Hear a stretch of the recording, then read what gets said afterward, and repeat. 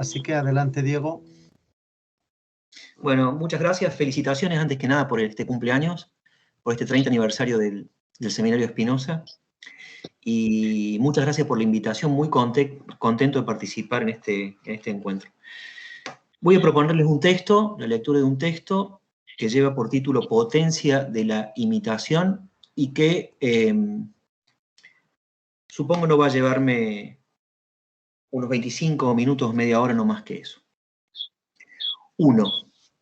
El extenso arco de aspectos de la experiencia humana que la imitación recorre en la historia de la filosofía, desde Platón hasta Adorno, también en la estética, la crítica literaria, la antropología, la psicología, encuentra en la filosofía de Spinoza una singular remisión para pensar la vida en sociedad, según un conjunto de textos cuya importancia para la filosofía política moderna, en tensión con las teorías del pacto, ha sido puesta de relieve por la crítica y adquirido una importancia creciente. Se trata, en efecto, del motivo de la imitación de los afectos que se explicita y desarrolla entre las proposiciones 27 y 32 de la tercera parte de la Ética. En tanto avatar de la imaginación que funda el espacio común a partir de una clave de explicación realista y afectiva, dislocada de la comprensión contractualista de la institución social, la imitación de los afectos presupone un individuo ya siempre afectado en medio de otros que lo transforman, inscripto en cada caso en una trama fáctica de pasiones constitutivas de su deseo, en vez de un individuo transparente en sus intereses inmediatos y definido por su voluntad. Se trata de una forma primaria de reconocimiento entre los seres humanos y de una ley natural que permite la constitución imaginaria de la humanidad y el sentimiento de pertenencia a ella. Para Spinoza, la sociedad no adviene tanto a resultas de una interrupción de la violencia a través de un pacto, sino como efecto del carácter mimético del deseo que comporta el conflicto y la violencia. El vínculo primario entre los seres humanos estalla, pues, en la imaginación. Si imaginamos que alguien, Spinoza describe con una restricción, una cosa semejante a nosotros por la que no hemos sentido afecto alguno, se haya afectado por algo, seremos afectados por ese mismo afecto según una traslación que involucra exclusivamente a los sujetos en el plano de la imaginación. Las dos posibilidades elementales que Spinoza registra en la imitación afectiva son la compasión o la conmiseración, más cerca del latín de Spinoza, como traduce Pedro Lomba en su reciente edición de la Ética, versión de la Ética. Entonces son la conmiseración, es decir, sentir tristeza por la tristeza de alguien, lo que establece el origen de la benevolencia, y la emulación, el deseo de algo que irrumpe por mediación del deseo de otro o de otra, que no nace directamente del objeto deseado, sino porque otro u otra desea ese objeto. Asimismo, una tercera variante de la imitación afectiva, que no es conmiseración ni emulación, es indicada en la definición de los afectos con la que concluye Ética 3. Se trata de un mecanismo de importante relevancia política cuyo paradigma es el miedo. El impulso a hacer lo que otros hacen no por empatía de su tristeza, ni por una mímesis de propiedad, sino por el desencadenamiento de un contagio afectivo que vuelve colectivo un temor o un odio y produce la estampida o el linchamiento. Imitación como efecto especular. Temer porque otro teme, odiar porque otro odia, huir porque otro huye.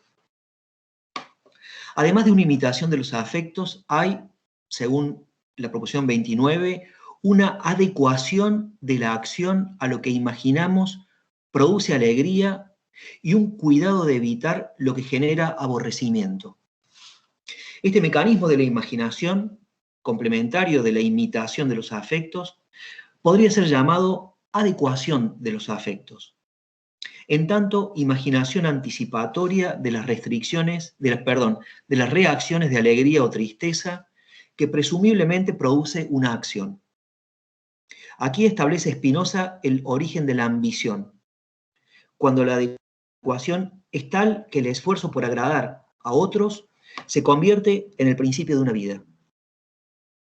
En este caso, la imitación-adecuación regula la existencia individual por los afectos, prejuicios y costumbres de una mayoría, una opinión pública, podríamos decir, en la que se espera encontrar reconocimiento y confirmación.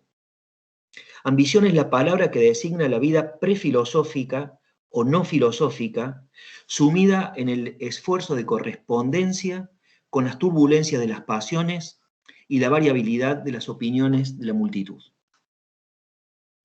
La imitación de los afectos y la adecuación a los afectos trazan las coordenadas primarias de los vínculos humanos y proporcionan la clave conativa que explica la existencia social. No una presunta autonomía del conatus, sino una heteronomía afectiva determinada por la fortuna de las causas externas, lo que provee la materia originaria de la vida en sociedad. Estrictamente, la sociedad es una institución imaginaria, siempre heterónoma, que surge de una afectividad necesaria en su naturaleza y aleatoria en su experiencia. El amor y el odio se constituyen intersubjetivamente. Nadie ama u odia con independencia de lo que otros aman y odian. Y puesto que los afectos son siempre efectos de una dinámica imaginaria, nunca completamente comprensible, es que la ambigüedad, la fluctuación, la inhibición, el exceso y derivas imprevisibles se alojan en las alegrías, las tristezas, los amores y los odios pasionales. La palabra que Spinoza usa para designar esa excedencia del poder de los afectos respecto de nuestro conatus activus, es obnoxius. La existencia se halla inmediatamente obnoxius affectivus, es decir, arrastrada por fuerzas incomprensibles, arrollada por los afectos y a merced del poder de la fortuna que desquicia el deseo de las criaturas finitas. En el corolario y el escolio de la proposición 31, siempre de la parte 3, Spinoza introduce un giro polémico en la temática de la imitación de los afectos y la adecuación a ellos. Introduce una imposición de los afectos. Con ello se detecta el deseo de que cada uno ame lo que él ama y odie lo que él odia. Y que cada uno se ama ante todo a sí mismo. Y que todo el mundo apruebe lo que uno mismo ama u odia. Es decir, que los demás vivan según su propio ingenium. La lógica del amor produce pues una inversión fundamental y un tránsito del deseo de colmar el deseo de otro u otra al deseo de someter a otro al propio deseo. Pasaje que desencadena la ambición de dominio, cuya estructura es la soberbia, es decir, el amor de sí que se extiende hasta el delirio. La radicalización de este desarrollo afectivo transforma a sí mismo a la humanidad en inhumanidad. En efecto, quien no ayuda a los demás ni por la razón ni por la conmiseración, dice Spinoza, con razón se llama inhumanus, ya que parece ser desemejante al hombre. Esta poderosa inclinación de la naturaleza que arrastra a imponer a otros los afectos propios es un avatar de la ambición e introduce el conflicto en la imitación y la adecuación afectivas que en sí mismas carecen de él. La universalidad del deseo de imponer afectos se halla motivada por el hecho de que todos quieren ser alabados o amados, lo que redunda en odio recíproco y desencadena una espiral de apasionada disputa por el reconocimiento. El conflicto que nace por el deseo de imponer a los demás el reconocimiento de la propia afectividad pareciera anterior y más elemental que la disputa por las cosas, pues el deseo de algo está subordinado en su intensidad a la imaginación del goce y del deseo de otro por esas mismas cosas. En un sentido primario, el combate por la propiedad tiene su raíz en la imaginación. Dice Spinoza, Si imaginamos que alguien goza de una cosa que solo uno puede poseer, nos esforzaremos en lograr que no la posea. En la proposición 32. Aunque se trate de un bien escaso o que no todos pueden poseer, no es la escasez misma lo que motiva la disputa, sino el deseo de evitar su goce por otro, revelado a la imaginación propia. Pero también en una situación de abundancia tendría lugar la guerra por la apropiación, que no se explica por un vínculo del deseo con las cosas, sino por una agonística de los deseos por medio de las cosas, cuyo terreno es la imaginación.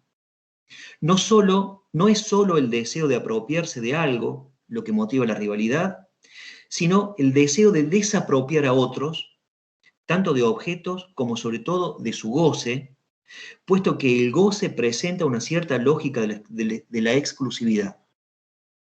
Si otro goza, porque otro goza, yo ya no puedo hacerlo.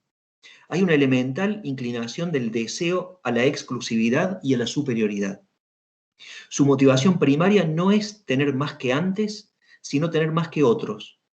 No la obtención de una plenitud en sí misma, sino la de una diferencialidad que procura una ventaja sobre otros y sobre otras.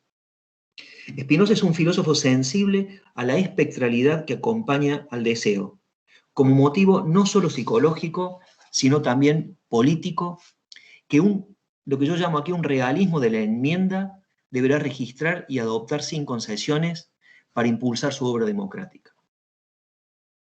2. Imaginación, adecuación, imposición son los conceptos que tensan la dinámica afectiva a donde tienen lugar las formas primarias de la vinculación humana.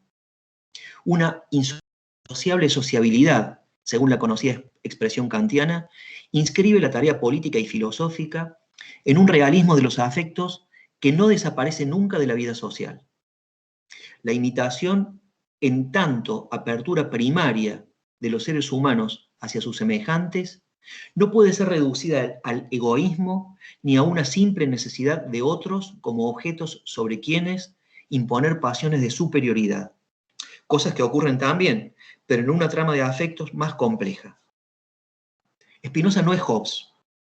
A diferencia del autor inglés, para quien el deseo es siempre deseo de apropiación o deseo de gloria o deseo de superioridad sobre otros, en Spinoza el deseo tiene la posibilidad de no quedar fijado en sus modos inmediatos de existir y realizarse a través de nociones comunes. Se da cuenta de una ambivalencia del deseo en virtud de la cual la misma propiedad de la naturaleza humana produce la composición y la confrontación, la cooperación y la ambición, lo común y la destrucción de lo común. El deseo, sin embargo, es inmediatamente mimético y conflictivo. Fuerza mimética elemental del entramado social, en efecto, la imaginación del deseo de otro, que puede corresponder o no con el deseo de otro, es la fuente más poderosa de la rivalidad humana, en la que concursa asimismo la envidia, pero también de la composición de potencias comunes bajo una forma de imaginación que Spinoza llama democrática. Para ello, la pura reforma del entendimiento se vuelve emendacio del deseo que se inscribe en la experiencia política. Emendacio no es reforma ni es revolución, sino intervención inmanente en una materialidad dada para su transformación. Originalmente designaba el trabajo de artesanos imprenteros sobre las erratas de los copistas, práctica materialista sobre la página que aloja el error para suprimirlo delicadamente y escribir de nuevo, o sobreescribir. La emendacio de la imaginación y del deseo, más urgente que la del entendimiento y quizás su condición misma, no es imposible que la inconclusión del primer escrito de Spinoza se deba a ello, toma siempre en cuenta a los seres humanos como son y nunca a los seres humanos como deberían ser. Es decir, los toma en cuenta como seres apasionados, no como seres racionales, justos y virtuosos. Por ello es que su labor no redunda en una sociedad sin conflictos, sino con otros conflictos donde los antagonismos hayan sido convertidos en agonismos. 3. En la filosofía de Spinoza, el juicio concerniente al arte, como también a la ética, a la política, se haya sometido a lo que recientemente Frédéric Lordon ha llamado la condición anárquica.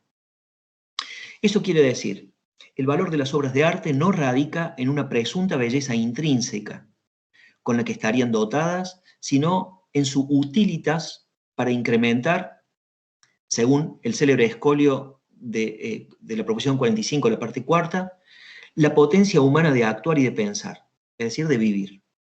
Según una perspectiva espinosista, es por relación a una norma inmanente del conatus que el arte debe ser considerado, es decir, por relación a la vida humana. Esa consideración del arte toma en cuenta el poder de afección de las obras en relación a la capacidad de ser afectado. La voz pasiva del verbo no indica aquí una pasividad, sino paradójicamente una potencia de quien entra en composición con ellas. Es decir, los afectos, la capacidad de afectar y la capacidad de ser afectado, son relativos y relacionales, históricos y sociales. En tanto, arte de la naturaleza, como traducen Atilano Domínguez o Pedro Lomba, o capacidad creadora de la naturaleza, como traduce Vidal Peña, expresan el orden común del que los seres humanos somos parte. En el mismo sentido en que no hay una belleza intrínseca de las obras de arte, independiente del juego de los afectos, diríamos, de la imitación de los afectos, y la formación consiguiente de un afecto común que las valida como tales, tampoco hay una potencia de afección de la obra independiente de la capacidad de ser afectada que reviste la comunidad en la que esa obra se halla inserta y es considerada. Entre una y otra sucede la conversación humana que incrementa esa capacidad o la dirección en un sentido que originalmente era inexistente o era distinto. Tal es, por ejemplo, el trabajo de la crítica. Nunca un descubrimiento o una ruptura se hallan despojados de esa mediación que las dota de sentido por el cual se consolidan como un descubrimiento o una ruptura. Sobre esto trabaja Lordon en La condición anárquica, de manera bien interesante. En el prefacio de Ética 4 hallamos un pasaje central para pensar la cuestión del arte y la creación estética en clave espinosista. Si consideramos que la obra, el opus, de la que allí se trata, es una obra de arte y su artífice un artista, en este texto puede ser determinado el inicio de la discusión acerca de la, entre comillas, belleza, cuyo terreno es la imaginación, del artista y del espectador. En la imaginación es donde se produce una facultad de juzgar común, no sin conflictos y litigios de puntos de vista. La formación del juicio de aprobación o desaprobación respecto de una obra remite a la temática de la imitación de los afectos en sus dimensiones de emulación, mímesis de un artista por otro, que realiza una obra de arte de cierta manera porque otro artista la realiza de esa manera, y de un espectador por otro, a quien le gusta algo porque a otros espectadores les gusta. Adecuación, la producción de obras orientadas a producir la alegría o aprobación o placer de aquellos a quienes está destinado y evitar su rechazo, e imposición, la batalla por producir una aprobación o un gusto dominante. La inexistencia de una presunta belleza intrínseca de la que las obras estarían dotadas parece remitir a una validación puramente social de las mismas. En principio, la perfección de una obra se establece por relación al propósito de quien la crea.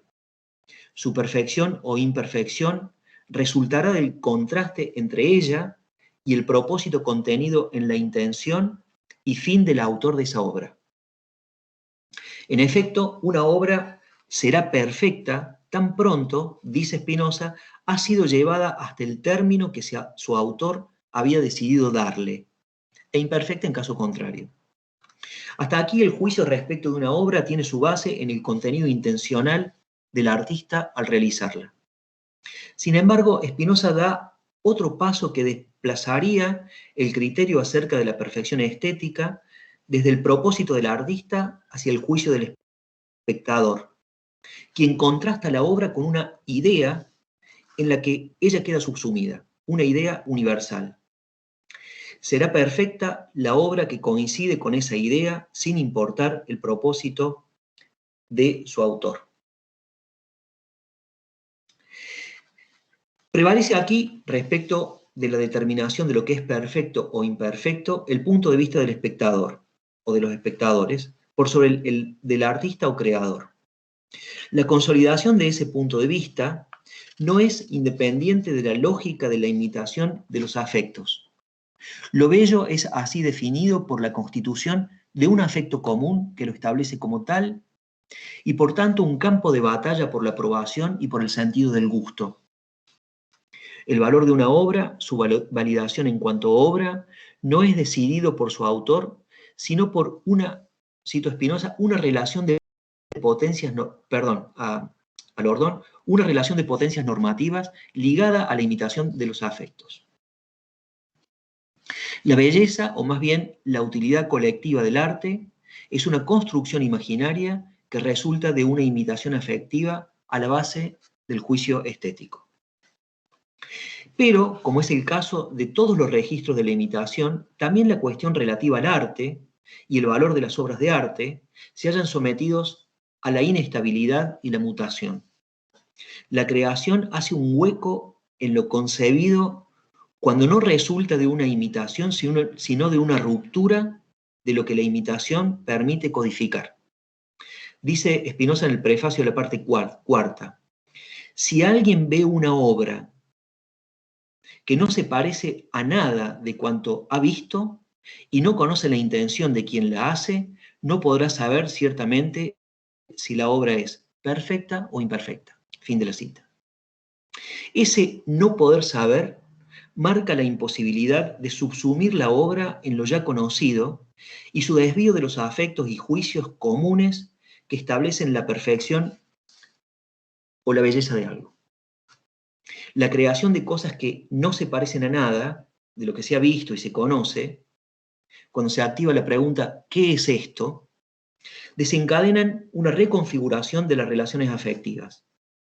La tensión entre mímesis y creación de cosas que no se parecen a nada establece un campo en el que se libra la imitación de los afectos en su complejidad. Tercero y último. La temática espinosista de la imitación de los afectos presenta, asimismo, una extraña cercanía con la teoría mimética desarrollada por la antropología de René Girard, según la cual el hombre es un ser mimético antes que un animal racional. Para Girard, en efecto, la imitación fundamental tiene lugar a nivel del deseo y el ser humano está esencialmente fundado sobre el deseo de su semejante. El deseo aloja una irrebasable contradicción. Aspira a la autonomía y sin embargo es imitativo. Este carácter mimético del propio deseo respecto del deseo de otro o de otra, convierte a ese otro en modelo y rival al mismo tiempo. Si bien, como en Spinoza, la imitación tiene en Girard un carácter ambivalente, su obra acentúa los aspectos conflictivos y las derivas de la atracción mimética animadas por la violencia que se extiende y deviene recíproca. Como la filosofía de Spinoza, y en el mismo sentido que ella, la teoría girardiana rompe con cualquier ilusión de autonomía del deseo. Deseamos porque o lo que otros y otras desean. El deseo no es propio, sino siempre impropio, y signado por una heteronomía radical. El deseo es deseo de otro en el doble sentido del genitivo. La crítica girardiana a la filosofía moderna del sujeto nunca reconoce esa misma crítica en el pensamiento de Spinoza, con la que sin embargo coinciden aspectos sustantivos. ¿Por qué Girard, cuyas fuentes son principalmente literarias, jamás remite al único filósofo clásico que se sustrae a la ilusión idealista del sujeto autónomo, además de pensar la centralidad de la imitación en la vida humana, exactamente como él lo hace en su antropología?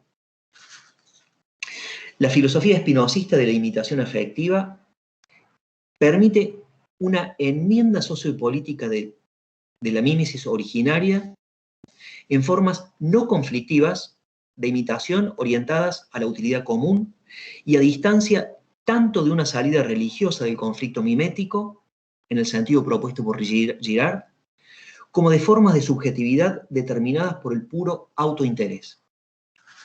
Es posible pensar en clave espinosista una imitación del deseo de pensar, una imitación del deseo de conocer, una imitación del deseo de libertad.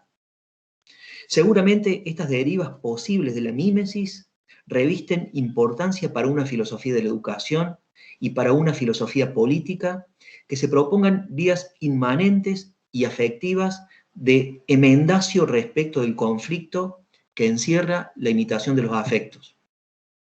La sociología espinosista releva la importancia de las instituciones civiles, la educación o la ciudadanía activa como formas de suspensión o reducción del conflicto que aloja la imitación de los afectos constitutiva del conatus. También la religión como imitatio Christi, o más ampliamente como práctica del credo mínimo del amor, es decir, en tanto forma de vida, no como revelación trascendente ni como teología. Proporciona una dimensión imitativa en sentido contrario a la conflictividad original. Dice Spinoza en el Tratado Teológico Político: Dios no pide a los hombres, por medio de los profetas, ningún conocimiento suyo, aparte del conocimiento de la justicia y la caridad divinas, es decir, ciertos atributos de Dios que los hombres pueden imitar mediante cierta forma de vida. Fin de la cita. Sin embargo, lo que Spinoza llama ética, la plenitud que resulta de un trabajo en el pensamiento, la vida rara, la existencia filosófica como experiencia de la eternidad, es sin modelo, como las obras de arte que no se parecen a nada. Singularidad más allá de la imitación. Cito a Spinoza también en el Tratado Teológico Político. El conocimiento intelectual de Dios, que contempla su naturaleza tal como es en sí misma, y pone entre paréntesis, naturaleza que los hombres no pueden imitar con alguna forma de vida ni tomar como modelo para establecer una norma verdadera de vida, ese conocimiento no pertenece en modo alguno a la fe y a la religión revelada. Fin de la cita. La vida rara más allá de la imitación no abjura de la sociabilidad ni de la política. Adopta una forma de imitación que no remite a la affectum imitatio, ni tiene un sentido compositivo. Se trata del antiguo motivo estoico de la imitación como máscara y cuidado de no exhibir la desemejanza, cuyo sentido es la preservación de sí. Es el sentido del tantas veces invocado pasaje que consta en el llamado proemio del Tratado de la Reforma, donde Spinoza dice: finalmente, buscar el dinero o cualquier otra cosa tan solo en cuanto es suficiente para conservar la vida y para imitar las costumbres ciudadanas que no se oponen a nuestro objetivo. En las antípodas de la forma de vida conducida por la ambición, es decir, a adecuar las propias opiniones y acciones a las opiniones y afectos de la mayoría, sin modelo, la forma de vida filosófica requiere de la imitación de las costumbres ciudadanas como deliberado recaudo de no ostentación de la rareza y cuidado de su frágil inconmensurabilidad, pasible de malversaciones y persecuciones por activación del odio teológico o político. Afecto también él sometido a la ley de imitación, el odio, ¿no? La vida filosófica emplea la imitación de todo lo que no se opone, dice Spinoza, a nuestro objetivo, como forma de cautela que no se desentiende de la ciudad, ni retrae al pensamiento de las borrascas connaturales a la vida humana. La existencia filosófica, en efecto, es vida en la ciudad, a la vez osadía y cautela ante la violencia del mundo, y nunca prescripción de un retiro. Bueno, muchas gracias. Mientras os animáis, voy a tomar yo la palabra para iniciar el diálogo. Si no he entendido mal, la tesis esencial que has defendido, Diego, me permites el tuteo, ¿verdad? El voseo. Sí, por supuesto. Gracias. La tesis fundamental es que no habría deseo autónomo en el ámbito colectivo de la imitación. Supongo que eso significa que no haya autonomía del deseo en un plano afectivo en la medida en que no hay conocimiento racional. Porque cuando hay conocimiento racional creo que el deseo gana autonomía por la propia naturaleza de la idea adecuada, del aumento de la potencia, de la no dependencia de factores externos. En ese sentido, has hecho 3 reflexiones que creo que conviene matizar si esto que digo es aceptable. Primero, la cita famosa de Kant, la insociable sociabilidad. Entiendo perfectamente en qué sentido lo dices, pero es obvio que Kant lo pone, como todos sabemos, al servicio del plan de la naturaleza para construir una historia del progreso. Es decir, algo que Spinoza jamás se plantearía. En ideas para una historia en clave cosmopolita, Kant es muy explícito, ¿no? Es decir, hay un plan de la naturaleza, hay un destino, hay un fatum, que no tiene el carácter fatalista de los estoicos, como él aclara, sino que significa que hay una oposición entre los seres humanos, unos antagonismos, unas insuficiencias que están precisamente previstas por el orden natural para generar una mutua superación, un mejoramiento en definitiva, cosa que en Spinoza no cabría bajo ningún punto de vista. Quiero decir, la imitación no tiene ninguna consecuencia teleológica y de hecho toda teleología desaparece cuando hay racionalidad. En segundo lugar, respecto de las palabras que has dedicado a Lordón y su idea de la belleza, claro, si la belleza solo se plantea en términos afectivos imaginarios, es decir, si la belleza no puede ser concebida como idea adecuada, en efecto, todos vamos a estar subordinados a los consensos, a los estados de opinión, a las modas, o como ocurre con el arte contemporáneo, al puro mercado.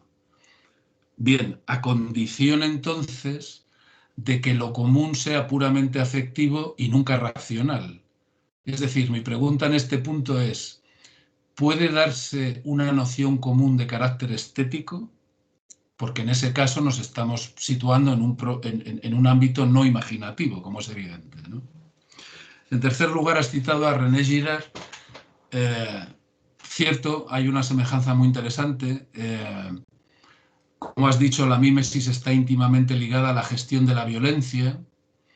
Claro, pero creo que es muy interesante subrayar que ese punto de partida común entre Spinoza y Girard diverge radicalmente cuando Girard pone el acento en el mecanismo del chivo expiatorio, que es la clave de la organización social y simbólica, cosa que Spinoza jamás haría, precisamente porque tiene mucha conciencia histórica y política vivida en las carnes de los judíos, ¿no? Creo que es interesante añadir eso para no dejarnos llevar, digamos, por las consecuencias imprevistas de ese mecanismo de imitación o mimético en Girard. Y por último, y perdón porque me estoy extendiendo más de lo que pensaba, sugiero la posibilidad de ligar la idea de imitación a la idea de ejemplaridad.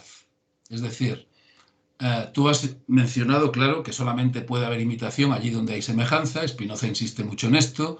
Por eso nos distanciamos de los animales y por eso nos distanciamos de Dios, claro. No puede haber imitatio Dei porque no hay nada común entre Dios y nosotros, empezando porque no hay logos común, no hay logos compartido. Y esto lo desarrollaré en mi intervención a última hora, ¿no? Quiero decir que si descartamos eso y en cierto modo nos acercamos a la máxima aristotélica, el humano ni es animal ni es Dios, podemos sacarle el máximo partido a la idea de la imitación y de la semejanza para promover la ejemplaridad. La ejemplaridad como virtud ético-política que juega tanto en el ámbito de lo racional como en el ámbito de lo imaginario y que sería una forma de dar cohesión social desde luego, de la que estamos hoy día muy necesitados, como es evidente si uno echa un vistazo a la situación política. Bueno, nada más. Bueno, Gracias. muchas gracias a ti. Me parece que son muy sustantivas las observaciones, las preguntas. Efectivamente, el terreno de la imitación es un terreno elemental, es un terreno inmediato, donde empieza el problema político y el problema filosófico, ¿no? Me parece que el gesto espinosista, de la filosofía espinosista, es activar la pregunta ¿qué hacemos con esto? Dado que se presenta de esta manera, es decir, y básicamente de manera conflictiva. Ahora, ¿qué hacemos con esto? Me parece a mí que esto es la heteronomía radical del deseo. El deseo es siempre deseo. Lo que dice Spinoza, somos conscientes del objeto de nuestro deseo, pero no de las causas que lo motivan. Esto se da así elementalmente, y lo que decías de que efectivamente el autoconocimiento o la filosofía permite, relativamente al menos, nunca completamente, reconducir el deseo a su causa y volverlo más autónomo de lo que era, podemos decir así.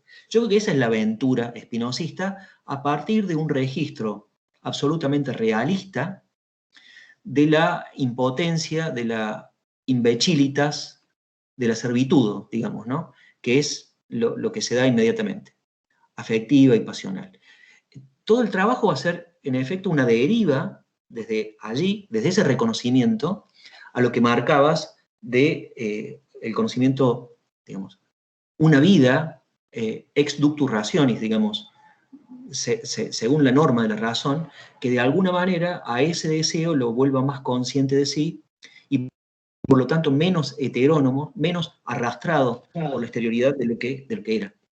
Es decir, respecto a estoy de acuerdo con todas tus intervenciones, pero respecto a tu primera intervención, efectivamente es así. De todas maneras, yo creo que Spinoza hay un, ¿cómo decir?, un realismo que ve que nunca en la sociedad, por eso hay un litigio que se libra a nivel del deseo, y creo que la propuesta democrática, o el trabajo, la obra democrática, tiene que ver con ese litigio, para que efectivamente se logre una autonomía común, una lucidez común respecto de los afectos que están a la base, que explican los comportamientos humanos, que pueden ser, a mí me parece que la palabra es enmendados, ¿no? Producir una enmendación de los afectos tal y como se dan inmediatamente.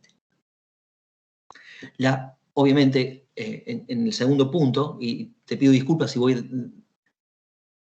es demasiado pobre un poco mi respuesta, pero en el segundo punto de la insociable sociabilidad, totalmente de acuerdo. Es decir, en Kant hay lo que podríamos llamar una astucia de la naturaleza en esa conflictividad, ¿no? Que promueve, que genera, de alguna manera, o que está subordinada a una teleología y hace su trabajo, por decir así, de realización de la naturaleza de manera inconsciente, sin saberlo. En el caso de la insociable sociabilidad espinosista no hay, desde luego, nada de todo esto. Los conflictos no generan necesariamente estadios, por decir así, más razonables o racionales de la coexistencia humana, y cuando lo hacen, o si lo hacen, no hay nada que garantice la perseverancia de eso así obtenido, ¿no? Se desvanece de un momento a otro, porque no hay en Spinoza una filosofía de la historia a la hegeliana que tiene su antecedente, naturalmente, en Kant, en otras claves. Es decir, el conflicto en Spinoza no es inscripto en un curso de acontecimientos que permita dotarlos de un sentido más allá de los conflictos mismos. Es decir, estoy de acuerdo con esa matización. Sin embargo, me parece que en lo que es puramente fáctico, habría una superposición, habría lo que podríamos hacer el contrabando de la expresión kantiana, un contrabando, con todas estas precisiones, y detectar en la constitución espinosista de la sociedad una insociable sociabilidad, ¿no? Y jugar con esa paradoja que está tiene que ver con los problemas de la imitación que hemos estado un poco viendo. La belleza, indudablemente, en Spinoza no hay una belleza en sí misma de las cosas. La belleza es una cosa que sucede en el sujeto, que sucede en la imaginación y que sucede en la sensibilidad, ¿no? Me parece que si hubiera algo así como una estética en Spinoza, que no hay, obviamente, porque hay que esperar un siglo para su nacimiento, pero si usáramos esta palabra retroactivamente y tratamos de encontrar vestigios de una estética en Spinoza, se habría producido en ella ya una revolución copernicana. Las cosas no son bellas, ni feas, ni son nada, están despojadas de esa cualidad. Lo que llamamos belleza es un efecto en el sujeto de esas cosas, ¿no? Ahora, eso indudablemente es mudable, es mutable. Hay una conversación respecto del arte.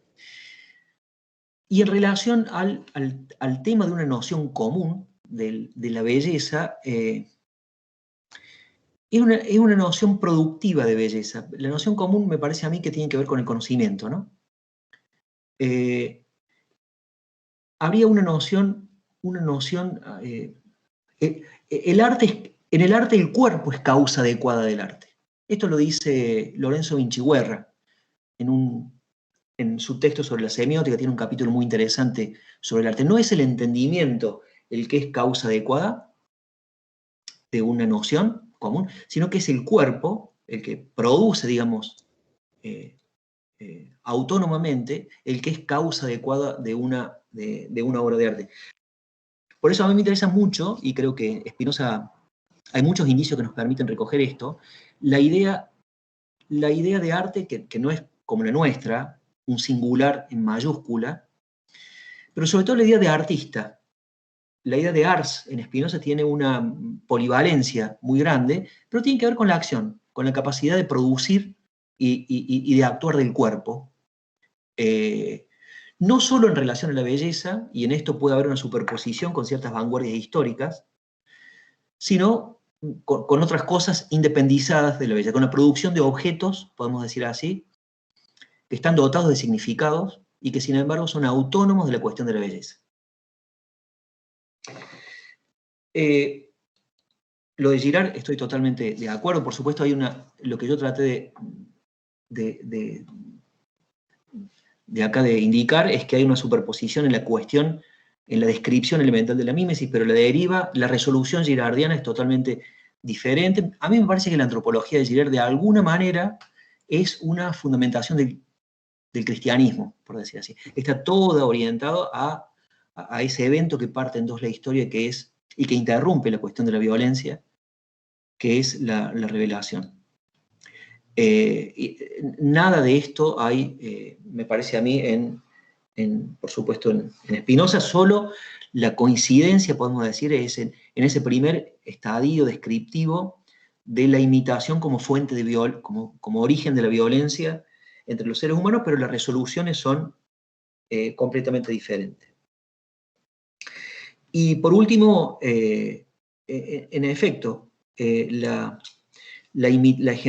vínculo entre ejemplaridad e imitación, estoy de acuerdo. Me parece que la palabra emulación, que en español conserva como un tono respecto, uno emula o uno busca emular a algo que tiene que ver con una ejemplaridad. Y obviamente la constitución de la humanidad en base a la imitación, a los comportamientos miméticos, será una si esa humanidad persevera en un registro de la pura violencia, o será otra la humanidad si la imitación tiene que ver con una imitación de la razón o de la libertad o de la ejemplaridad. Yo creo que aquí se libra la batalla política propiamente dicha, ¿no? Y que para Spinoza nunca es una batalla de la razón contra la pasión, sino que es una enmienda de una trama afectiva, digamos, la constitución de una trama afectiva más fuerte, más poderosa y de sentido contrario a la trama afectiva que había inmediatamente y que nos condenaba a una vida, por decir así, en la violencia. El concepto de ejemplaridad me parece muy pertinente, digamos, en relación a esto también. Muchas gracias por tus observaciones. Gracias a ti. Había pedido la palabra también Paco, cuando quieras.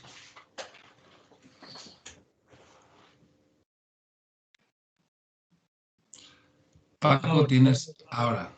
Ahora entrar, sí.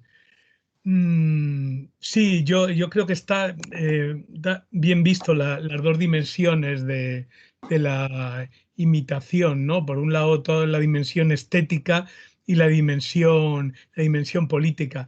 Y también me ha gustado, y yo creo que ahí se puede establecer un paralelismo también con el psicoanálisis, ¿no? La cuestión de la reforma del entendimiento y la emendatio de las pasiones, ¿no? Ahí la idea de que no basta con reformar el entendimiento para, digamos, reformar las pasiones. Bueno, él incluso lo dice, ¿no? Cuando se aludía a lo que se ha dicho esta mañana, ¿no? Que la verdad en sí misma no produce efectos, sino que tiene que dotarse de un elemento afectivo, ¿no? Es literalmente lo que dice Freud. Para Freud el conocimiento de lo que te pasa no le dice, no, a usted lo que le pasa es que tal, tal, tal. Eso da igual, ¿no? La verdad solamente es verdad, o sea, solamente es efectiva si produce una pasión o un afecto activo capaz de o más fuerte que los afectos negativos pasivos que nos dominan, ¿no? Entonces yo creo que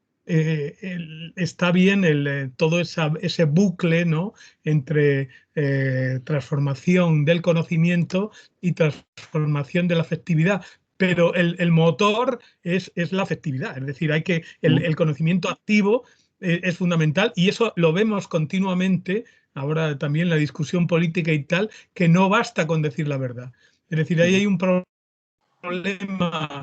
yo creo, una tensión complicada entre, digamos, el optimismo ilustrado de que la verdad por sí misma expuesta tiene capacidad en sí misma a nivel cognitivo para cambiar, y la necesidad, el tener en cuenta que eso puede ser un idealismo y que hace falta, digamos, generar elementos afectivos que se basen en esa verdad y que transformen elementos afectivos contrarios y, por lo tanto, luego ya como última conclusión, afirmaciones teóricas contrarias, ¿no? Muy interesante. Lo que pasa es que, claro, ahí yo creo que como siempre nos pasamos, ¿no? Que de una posición, digamos, muy idealista, muy racionalista en el sentido estrecho de pensar esto, ¿no? Que solamente la verdad por sí misma es evidente y que cómo es posible negar la verdad, hemos pasado a lo contrario, que no hay verdad y que entonces solamente los afectos son los que se imponen y que generan. Ya no es una discusión entre razones, sino una discusión entre afectos. Y como yo digo que, claro, ahí el problema siempre, digamos, la izquierda y los racionalistas, los ilustrados, pues estamos en desventaja porque los no ilustrados no tienen vergüenza.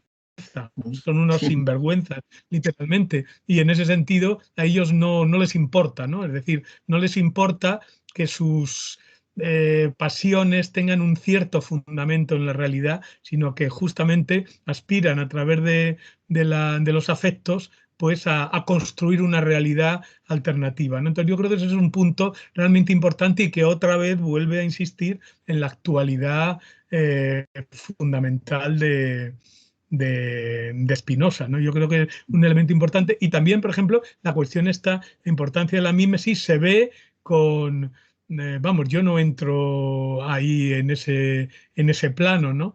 Pero lo vemos cuando todo está ligado a conseguir muchos apruebo o me gusta o no sé qué, ¿no? Es decir, que la idea de que todo el mundo ofrece cosas para encontrar resonancia y que la gente le dé al puñito para arriba y todo eso, ¿no? Es decir, que en ese sentido yo creo que es un elemento también de rabiosa actualidad, como las redes se basan justamente en una mímesis, digamos, desaforada, ¿no? Sobre la cuestión viral y tal, tiene que ver con eso, es decir, una cosa que surge en un punto y de repente la gente tiene una ambición de ser imitada por los demás por otra parte, de, digamos, rebotar lo que recibe y apoya, y eso es literalmente pues las aplicaciones de la mímesis, ¿no? Y luego, bueno, solamente un chiste, claro, el problema de Spinoza no podía aceptar lo del chivo expiatorio porque el chivo expiatorio era él. Claro, entonces, Claro. no, obviamente, claro, era él, ¿no? El problema es lo mismo que me decía un amigo mío, dice, oye, en tu clase no había un chico así gordito y tal, que todo el mundo se metía con él, y le dije, sí, había y era yo, ¿no? Entonces, claro, pues ese es el problema, ¿no? Claro, obviamente él había padecido demasiado como para tener ese aspecto, ¿no? En ese sentido le interesaba mucho más el amor de Cristo que la idea del chivo expiatorio de su tradición judaica, ¿no? Pues sí, y luego el otro punto es verdad que ahí, pero claro, no podemos pedir a todos los autores, aunque sean tan grandes como Spinoza, que tengan de todo. Y claro, obviamente, una estética, pues hombre, Mm. nosotros podemos reconstruirla desde aquí, ¿no? Como lo ha hecho, bueno, lo ha hecho entre otros, ¿no? El tratamiento de la imaginación y tal, pero claro, es que las cosas son históricas, entonces no podemos pedir a Spinoza justamente que se anticipara 100, 150 años al surgimiento de la estética en el sentido clásico a partir de Baumgarten y todo eso, ¿no? Lo que pasa es que sí es evidente que él, con la importancia que da a los sentidos, la importancia que da a la sensibilidad, pues sí se sitúa un poco en esa línea, al menos en uno de los aspectos de la sensibilidad, como teoría de los sentidos, ¿no? Y teoría de la sensibilidad en la línea de Robert de Ventos y tal, ¿no? Una estética como teoría de la sensibilidad sí podría tener más apoyo en Spinoza, por ejemplo, con el resto de los racionalistas, que desprecian el cuerpo, desde Descartes bueno, Leibniz menos o a Malebranche, ¿no? En ese sentido, sí, sería el único racionalista que justamente por su corporalismo, por la importancia que da al cuerpo y a los sentidos, pues podría tener más base y por ese hedonismo, digamos, vitalista que tenía, que podría tener más estética, ¿no? Pero es verdad que desde un punto de vista no anacrónico, pues es complicado, claro, buscar estética en Spinoza, al menos como teoría reflexionada, ¿no? Es más una actividad vital, ¿no? Bueno, de que el hombre le viene muy bien pues solazarse con la música, con los jardines, con la pipa, en fin, esas cosas, ¿no? Y con la amistad con los amigos, ¿no? Gracias. Puedo decir una pequeña cosita a esto que decías, Paco, muy interesante. Respecto del tema del reconocimiento del poder de las pasiones en la vida humana para construir una sociedad, me parece que no es imposible pensar de que en el gesto de interrumpir la redacción de la ética y escribir un tratado teológico político tenga que ver con eso, digamos, ¿no? El tratado teológico político es un tratado de la reforma de la imaginación. Uno podría concebirlo de esa manera. Es decir, parte de lo dado, que es la superstición de los seres humanos, y de un libro que está mal leído, que ha sido siempre leído de manera inadecuada, para producir efectos que son políticos o que son teológicos, políticos. Y de ese punto de vista, yo lo llamo realismo, ese tomar en serio, digamos, la ineficacia de la sola razón contra los complejos afectivos, digamos, que están acendrados y arraigados en una sociedad, me parece que la pregunta cómo producir un tipo de afectividad emancipatoria, por llamarlo de alguna manera, o democrática, ¿cuáles son los afectos de la democracia? En ese aspecto cuenta con mucho menos, digamos, corre con desventaja respecto de otras posibilidades políticas, ¿no? Que uno piensa en el fascismo, en cualquiera de sus variantes, hay una activación afectiva mucho más inmediata y mucho más fácil que el de una perspectiva democrática, ¿no?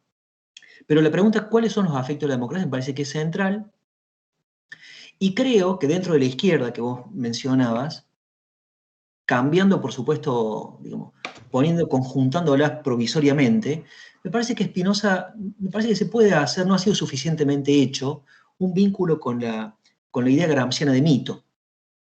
Gramsci es quien se da cuenta de esto y dice, bueno, pero los seres humanos no se movilizan, sino por mito entendemos no algo que viene de in illo tempor, sino justamente esto, un conjunto de significados que movilizan un tipo de afectividad, ¿no? Y entonces ver la posibilidad, el concepto de mito siempre ha sido renuente a la izquierda, por supuesto, pero un tipo de pensamiento del mito que active esto, una afectividad más fuerte de sentido contrario que las afectividades que de alguna manera, digamos, en las que estamos sumidos, ¿no? Me parece que...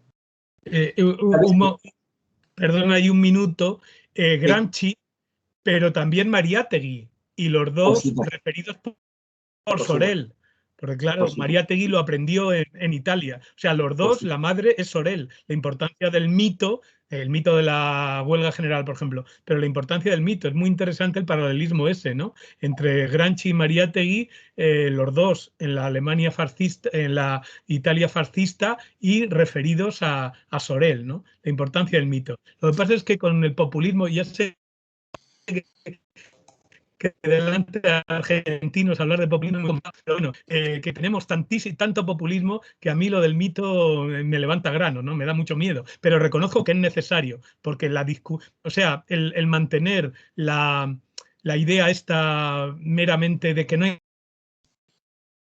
que engañar, de que hay la pura razón, y yo creo que no es efectivo. Lo que es que nos hemos pasado tanto, al menos aquí en España, hacia ese lado que a mí también me da vértigo, ¿no? Porque ahí siempre nos ganan ellos. Siempre nos ganan ellos, los fascistas, digo. Siempre nos ganan, porque ellos no tienen vergüenza. Nosotros, hasta el populista más descarado, llega un momento en que le da vergüenza, ellos no. Entonces, por eso yo ahí soy muy precavido por meterme eso, pero reconozco que es un problema muy grave de cómo conjuntar el elemento afectivo con el elemento racional. Es decir, que tenemos que querer la revolución. Y como no la queremos, no la tenemos, ¿no? Eso, ya acabo con esto. Lo patético es que en el 17 los rusos querían y no podían hacer la revolución. Les salió un bodrio. Y en el 89, bueno, en el 80 y tantos, con Gorbachev, cuando podían hacer la revolución, ya no querían. Eso fue lo patético, ¿no? Pero entonces, ¿cómo es a conjugar entre querer y poder, o entre el aspecto racional y de intereses y el aspecto irracional del deseo y del afecto? Es una cosa que buscar un equilibrio es un problema muy grave, y siempre nos pasamos por un lado o por otro, o por el lado hiperracionalista, que es lo que ha dominado las izquierdas, o por el lado hiperirracionalista, que es lo que está ahora de moda. Entonces, conseguir un equilibrio yo creo que es fundamental, y ahí Spinoza otra vez nos ayudaría, pero es muy difícil hacerlo prácticamente, ¿no? Bueno, ya vuelvo a cortar esto. ¿Quieres añadir algo, Diego? No, lo último, pero que llevaría, es que me parece que es muy interesante lo que marcó Paco en algún momento respecto de la cuestión de las redes. Me parece que, no sé si se ha inventado, probablemente sí, yo no lo conozco, ver la cuestión de la multitud, la reconfiguración o la resignificación del concepto de multitud virtual, ¿no? Y la operación, digamos, la producción de una afectividad virtual también, ¿no? Desde ese punto de vista, un análisis espinosista de esas multitudes invisibles o visibles a través de indicios puede ser, me parece, muy productivo, ¿no? Pero nada más que eso. Vale. Había pedido la palabra Aurelio, cuando quieras. Tienes que abrir el micrófono. Muchas Muchas gracias, Diego. Bueno, Hola Aurelio, muy ¿cómo estás? interesante y muy ilustrador, como Mucho gusto. siempre. Bueno, yo destacaría algunas cosas, sobre todo, bueno, pues tu recuperación de este concepto de la enmendatio, que a mí también me gusta mucho y he intentado trabajar con ella. Me parece muy necesaria y que también he visto en otros lugares que me parece que hay que volver, ¿no? Bueno, a volver, hay que retomar, porque no se ha retomado nunca un poco en serio ese concepto y me ha gustado mucho cómo lo recoges. Y en general todo. Yo por polemizar, por ver algunas cosas que no sé si no estoy de acuerdo o si no te he entendido, ¿no? Quizás simplemente es que no te he entendido, ¿no? A mí la impresión me ha dado es que como que pones una demasiada carga en la cuestión negativa de la imitación, ¿no? No sé si ha sido así, da igual, es una cuestión de la impresión que me ha dado y que en última instancia me ha parecido un planteamiento un tanto hobbesiano, o sea, y poniendo como el conflicto, como la base, ¿no? Como el problema de todo realismo, ¿no? Hay que atender al conflicto, hay que entender a la dominación y a ese deseo de dominar, ¿no? Y también hay que entender al lado heterónomo. Pero, no sé, a mí me parece que Spinoza, y sobre todo si queremos utilizar ese concepto de medatio, hay que entender que en Spinoza hay, ya desde la base, si queréis, por naturaleza quería él, hay cooperación y hay conflicto. Y que además el conflicto por sí mismo tampoco es malo. O sea, el conflicto no es el mal como para Hobbes, ¿no? Que a un momento me ha parecido que te inclinabas por ahí, por lo menos. No sé si era lo que pretendías, pero sí me parecía que había una cierta inclinación. Entonces, también partimos como bueno, la base es la imaginación, como que desde lo que comienza, lo que hay en un primer punto de partida va a ser siempre imaginación, pero para mí eso tampoco es una idea de Spinoza. O sea, en Spinoza entiende que nosotros tenemos ya siempre ideas adecuadas, o sea, que también ya hay no solo un deseo en este sentido irracional, como lo has presentado tú, sino que ya hay deseos racionales, ya desde el principio. Es decir, que no es solo una cuestión de ser realista en el sentido de ver los problemas que trae el conflicto, sino también ser realista quiere decir que hay muchas cosas positivas y que si queremos y realmente vamos a tener alguna posibilidad de crear, de mejorar, de introducir enmendatios, es porque ya hemos ganado cosas en algún sentido, en alguna parte.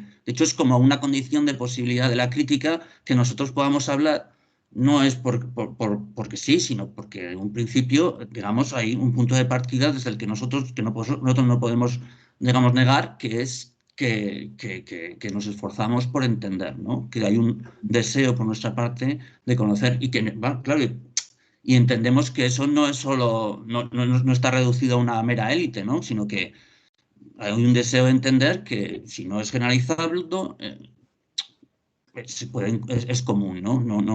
Entendemos que siempre por debajo de nuestras expectativas o de nuestros deseos o de lo que a nosotros nos gustaría, pero que sí que hay como un punto de partida, digamos, positivo de cooperación y también racional, ¿no?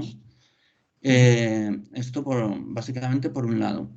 Y luego con lo de la belleza, que también es una cosa sobre la que le he dado alguna vuelta.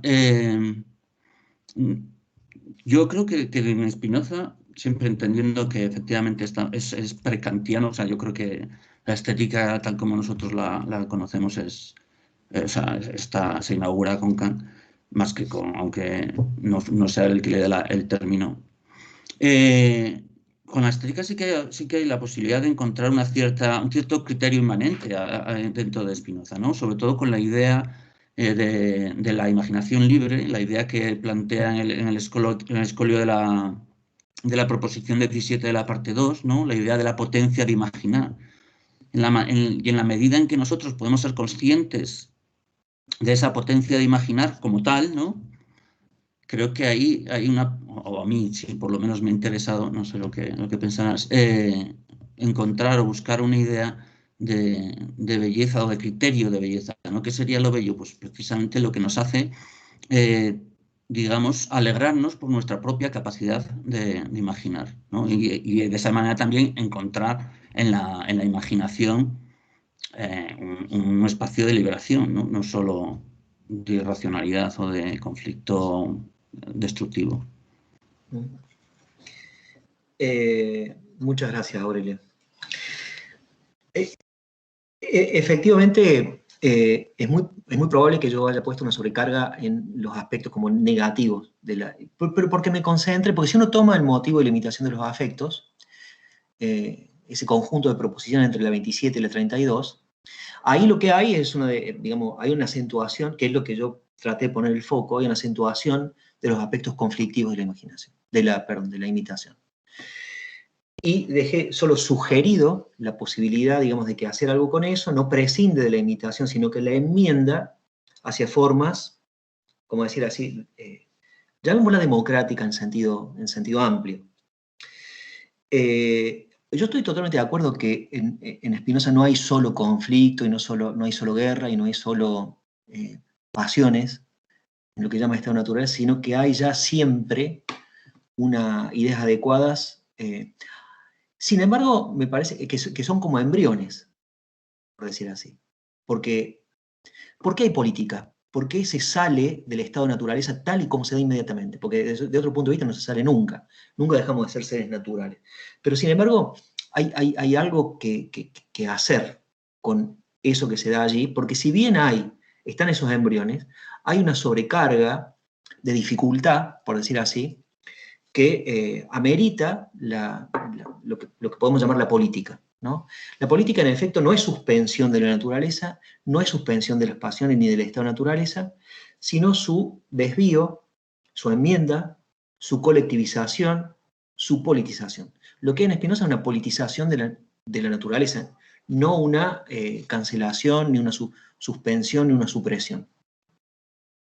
Y entonces me parece que en esa instancia política de la naturaleza, porque la política no deja de serlo, es que posibilidades de una extensión, el verbo extender me parece que es muy importante para pensar el surgimiento de la política y el surgimiento de formas de la imitación no conflictivas. Yo creo que justamente eso es fundamental en Spinoza, ¿no?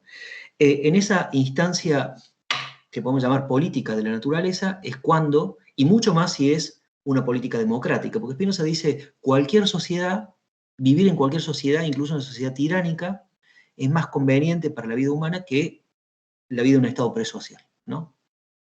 Ahora, lo que él llama política democrática, o llama democracia, es una sociedad en la que las formas de imitación cooperativas son máximas y las conflictivas son mínimas. En el estado natural, las formas de imitación conflictiva son máximas y las cooperativas, por llamarlo de alguna manera, son mínimas. Entonces, es como si fuera un trabajo a partir de elementos que ya siempre, por supuesto, están dados, ¿no? Diría así. Y después sí, la cuestión de la imaginación libre, ¿qué problema, no? ¿Qué significa esa expresión? Me gusta que la haya, pero para mí tiene muchos problemas de comprensión a qué alude con la idea de imaginación libre, ¿no? Y estoy de acuerdo que en la cuestión, entre comillas, de la estética, tiene que ver con la consideración de la imaginación como potencia, pero también a mí me interesaba, por eso acentúo la cuestión del cuerpo, en algunos textos de Spinoza cuando habla del cuerpo como autómata, capaz de construir edificios, de hacer pinturas, digamos, como un sonambulismo de la creación. Me gusta también, además de la potencia de imaginar, la cuestión del arte, por llamarlo así, como una potencia de crear, como una potencia de inventar, como una potencia de producir, como una potencia de poner en el mundo cosas que no se sabe qué son, por decirlo de alguna manera. No solamente establecer qué es lo bello, sino justamente eso, de romper, de perforar, de hacer un hueco a partir de lo que no estaba dado. Pero comparto la cuestión de la imaginación, digamos, la cuestión del arte se libra, sobre todo en Spinoza, en la imaginación como potencia. Muy bien, Javier, habías pedido también la palabra. Muchas gracias, Diego. Me ha parecido una ponencia muy interesante, muy sugerente. Y también lo que habéis dicho todos los demás. Quisiera hacer una consideración, a ver qué te parece. A mí me parece que a veces caemos en el intelectualismo, explicando a Spinoza, pero también en el pasionalismo, podríamos llamarlo así. Y voy a recordar una frase cuando Spinoza dice que una idea no es una pintura muda. Toda idea produce efectos. Y aquí recuerdo con Lordón que dice que no hay efectos sin afectos. Para que algo tenga virtualidad efectiva tiene que afectar. Y entonces para mí el problema no sería tanto como lo ha planteado Paco, sino el problema es por qué los intelectuales no afectan a la sociedad.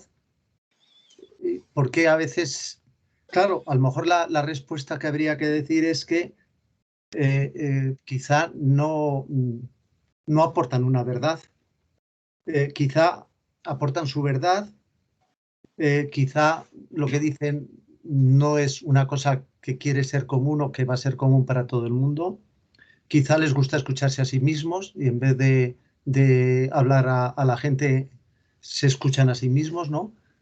Porque yo en este sentido sí creo que las ideas tienen afectos. Y si una pretendida idea no tiene afectos, a lo mejor tampoco es una idea. A lo mejor tiene ahí un problema que se cree o que los intelectuales se creen o nos creemos que cuando estamos hablando de nosotros mismos estamos hablando a la sociedad. No sé qué te parece. No, sí, yo esa crítica la entiendo, la suscribo. Es muy interesante la idea de no considerar las ideas como una pintura muda, sino que las ideas están vivas. Las ideas están vivas quiere decir que son una expresión de la potencia infinita de Dios para pensar. Es decir, llevan inmanente una potencia. No es que están ahí como una fotografía, como una pintura. Y desde ese punto de vista no sabemos lo que pueden las ideas, en cuanto a los efectos que son capaces de suscitar, en los desarrollos que son capaces de tener, esa idea, digamos, esa idea de la idea según la cual las ideas están vivas, las ideas adecuadas y los pensamientos, yo creo que es absolutamente fundamental y que de alguna manera esto se logra, no es independiente de su puesta en común. ¿Qué significa poner en común las ideas? Y significa, que tiene una dimensión colectiva, y si no la tienen inmediatamente pueden llegar a tenerla, con toda la conflictividad que significan las ideas.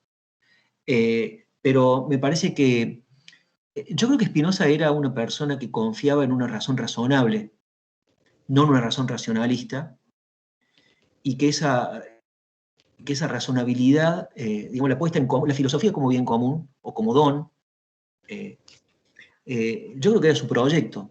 Es decir, hay un contenido político en la filosofía de Spinoza, de la misma manera que hay un contenido filosófico en la política, tal y como lo concibe Spinoza, pero ese contenido político de la filosofía significa su puesta, sin demasiado optimismo, ¿no? Por supuesto, no era un ilustrado, que contaba, digamos, con una filosofía de la historia que lo... Ahora, pero sí era alguien que decía, bueno, esto está ahí, lo que se llama la filosofía como posibilidad de vida para las personas, para muchas personas que no sabemos cuántas son, y se trata de ver cómo políticamente, cómo la alianza entre filosofía y democracia es capaz de producir condiciones de posibilidad para una extensión, para una comunidad que en vez de la superstición sea capaz. Y la filosofía no es, por lo que decías, no es desafectada. Eso significa que está viva, como yo la entiendo, ¿no? Por eso estamos discutiendo también Spinoza. Digamos, ¿qué significa estar discutiendo una obra de alguien de hace 400 años? Por supuesto no estamos discutiendo las palabritas, que también, y es muy importante, pero hay algo que se le escapa al propio Spinoza y que tiene una productividad con nuestros problemas. Spinoza no es el dueño de su filosofía, y su filosofía es productiva porque está viva. Es decir, porque tiene una potencia que va más allá, digamos, que es capaz de sobreponerla a la coyuntura en la que Spinoza mismo pensó. Y por eso estamos esta conversación, me parece, ¿no? Muy bien. ¿Alguien más tiene algo que preguntar o comentar? Todavía quedan 5 minutos. No sé cómo funciona esto. ¿Se da la manita? ¿Cómo? Sí, pero bueno, interven tranquilamente. Sí, bueno, sí.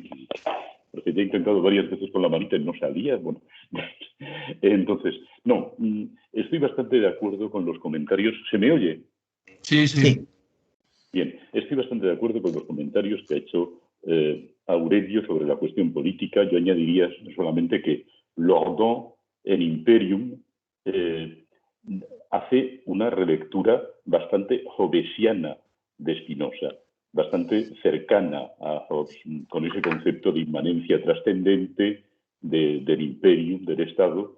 Y bueno, hay elementos interesantes que en otras obras de Lordon, como su entrevista, esta Vivir sin, Vivre sans, pues permiten ver por dónde quiere ir. Y por dónde quiere ir es por la vía de un rechazo de cualquier política de la multitud que sencillamente prescinda de la categoría de unidad. Es uno de los problemas que tenemos en las redes sociales, por ejemplo, es que hay una acción de la multitud, pero fuera de las civitas. Es decir, no hay un marco en el cual la gente que opina se responsabilice de nada. A diferencia de una asamblea ciudadana, donde las decisiones se van a aplicar y los van a afectar, y los vamos a autoafectar. Ahí no, ahí se dice cualquier cosa porque todo se diluye. No existe ese barco imaginario del uno de la ciudad en el cual la multitud también está presente, ¿no? Y esa tensión entre la multitud y el uno del imperium es el núcleo mismo de la política espinosista, al menos la del tratado político, ¿no? Cómo se articula esa tensión en distintas formas institucionales. O sea que, no sé, yo creo que Lordon es muy interesante, pero habría que discutir con él. Habría que discutir con él algunas cosillas. Yo cuando leí Imperium me quedé con las ganas de hacer una recensión, la voy a terminar haciendo de ese libro y una discusión con su concepción de la política espinosista que tira demasiado, me parece, hacia esas oposiciones hobbesianas entre orden, conflicto, unidad, multiplicidad, cuando yo creo que Spinoza se sitúa más allá de esas dualidades constitutivas del pensamiento político clásico, cómo se sitúa, y ahora vuelvo a lo siguiente, más allá, o más acá, como se quiera, de los universales, de los trascendentales, diría mejor, ¿no? De la ontología clásica, del unum, verum, bonum, pulcrum, ¿no? Y los retraduce en términos productivos. Es decir, el unum lo traduce en términos de relaciones productivas, es decir, de encuentros y de constitución de lo uno desde lo plural, que es lo único siempre ya dado, es lo plural. Y eso, el unum es un resultado, no es un trascendental, no es un a priori.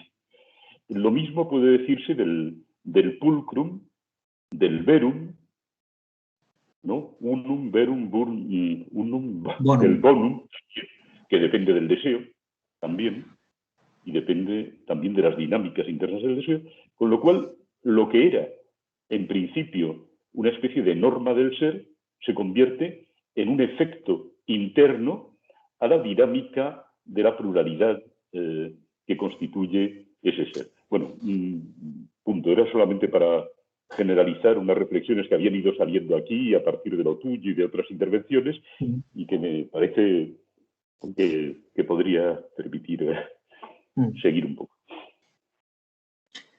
Sí, es para seguir mucho, me parece que es muy, muy pertinente. Claro. También el Imperium de Lordon a mí me sorprendió, efectivamente, porque de alguna manera pone una especie de valla respecto de una tradición de espinosismo, llamémosla genéricamente anarquista, y que de alguna manera también en América Latina, digamos, la cuestión política nos ha impulsado a iniciar un programa de lectura de Spinoza alternativo a la tradición Mayo del 68, por decirlo de alguna manera, ¿no? Donde Spinoza, el filósofo del Mayo del 68. Y esencialmente, digamos, cómo pensar la cuestión, básicamente el Estado, la cuestión del Estado. Cómo un conjunto de instituciones que sean inmanentes a una potencia democrática de multitud, que la expresen, que la extiendan, que la politicen, y no, por supuesto, un Estado que sea trascendente a ella, que la reprima, que la bloquee, y que sea solamente un poder de policía. El Estado, por supuesto, es un poder de policía también. Pero como un lugar que no es idéntico a sí mismo, que es objeto de una disputa. En fin, llevaría una conversación muy larga, pero me parece que el libro de Lordón es bastante provocador en cierto aspecto, pero tiene la virtud de relanzar una discusión en términos, porque la cuestión del poder común no era irrelevante para Spinoza, ¿no? Me parece que... No, para nada. Para nada. Entonces, ¿cómo restituir esa discusión de un poder común democrático? ¿Qué significa un príncipe espinosista? Esa pregunta no sé si tiene sentido. Sabemos qué significa un pueblo o una multitud espinosista, que lo es de hecho. Pero ¿qué significa un príncipe espinosista? Esta pregunta es una pregunta que a mí me interesa mucho. ¿Qué sería? Pero, en fin, la dejemos como pregunta. Paco, has levantado la mano, si eres breve.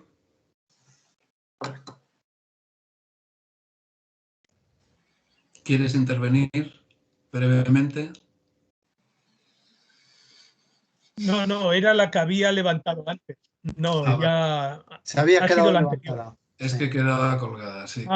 Que se me ha quedado levantada, sí. Me voy a permitir en 30 segundos decir un par de cosas que me han parecido muy relevantes de las que había mencionado. Por supuesto que una idea es un afecto, ¿cómo no va a serlo? Y en ese sentido es una carga que aumenta o disminuye la potencia. Y en ese sentido hay acción y pasión, claro. Esa es la clave, creo, una de las claves del espinocismo, toda vez que todo gira en torno a la potencia de la cual participamos, ¿no? Esto me parece clave. Y además me parece clave en relación, esto lo planteaba Javier, en relación a lo que decía Aurelio. La imaginación libre, si se me permite un apunte para debatir cuando sea, creo que es justamente aquella que se vive como potencia interior, no necesariamente racional, pero una potencia interior no subordinada a los estímulos externos. Es decir, no dependiente, como dice en Spinoza, de impresiones falsas, como dice en Ética 2, proposición 17 escolio, si no recuerdo mal, ¿no? Es decir, ahí somos nosotros los que generamos el afecto. Generamos un afecto a través de esa imaginación libre que sin duda prepara el camino para las nociones comunes, como ha desarrollado muy bien Deleuze, ¿no? Y una última cosa también muy puntual que decía Aurelio, tenemos que partir también de las nociones comunes, sin duda.